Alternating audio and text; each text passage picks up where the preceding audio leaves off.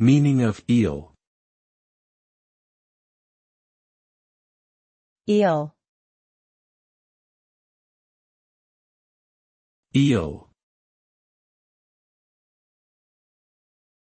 Eel. Eel.